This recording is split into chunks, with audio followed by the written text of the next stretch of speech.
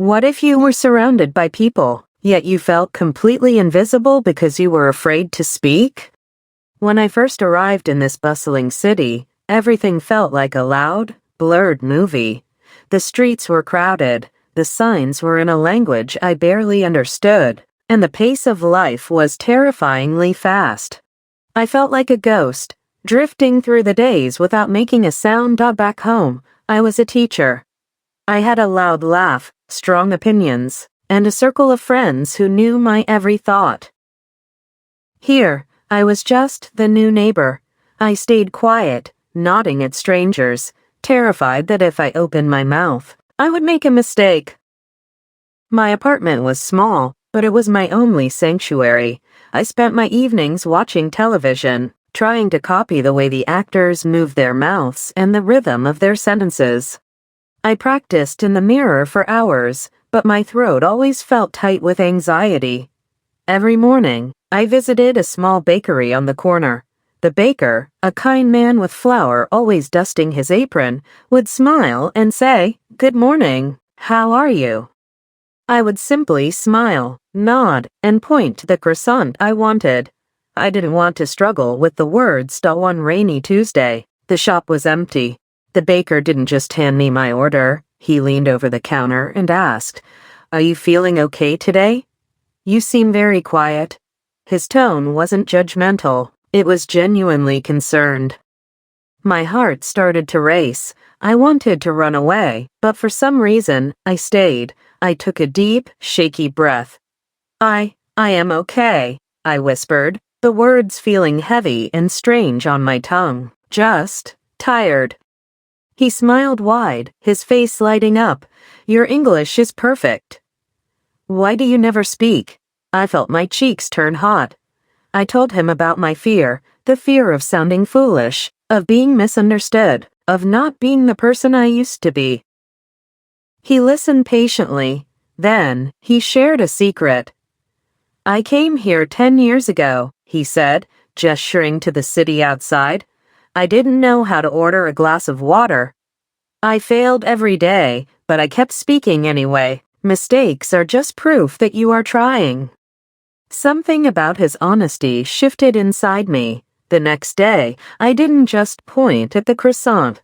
I asked, "Could I please have the almond one today?" It felt like a small victory, but it was a beginning. I started making small changes. I asked the bus driver for the time, even though I had my watch. I asked a woman at the library for a book recommendation. Each time, my voice felt a little stronger, and my hands stopped shaking. Slowly, the city stopped being a blur. It became a collection of faces and names.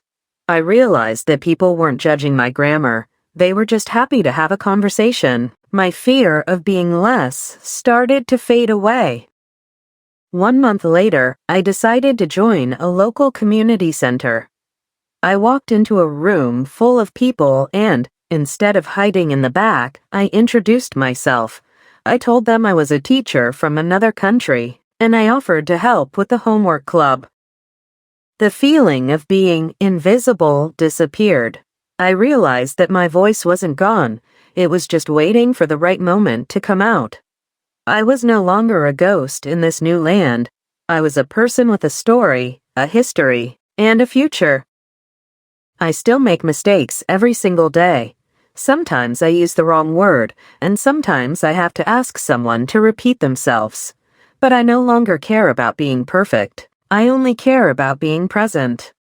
Moving to a new land is hard, but it's not about losing who you were.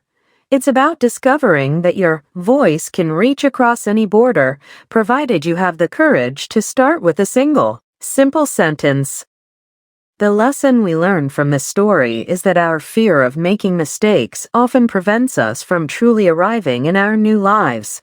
You don't have to be perfect to be heard. You just have to be brave enough to try, one word at a time. 5 useful vocabulary words that we learn from this story. 1. Sanctuary, a place of refuge or safety. Example, my quiet apartment became my sanctuary after a long, stressful day. 2. Judgmental, Tending to criticize others harshly. Example, don't be so judgmental. Everyone makes mistakes when learning a new language. 3. Patience. The capacity to accept delay or trouble without complaining. Example, learning a language requires great patience and consistent practice. 4. Victory. An act of overcoming a challenge. Example, speaking to the baker was a small victory that boosted my confidence. 5. Present. Being here, now, and fully engaged in the moment. Example, she felt truly present when she stopped worrying about her future. Thanks for watching. We put a lot of heart into these stories to help you master English. Don't forget to write down the new vocabulary in your notebook and practice using the words every day. Consistency is the key to fluency. We'll be back soon with more stories.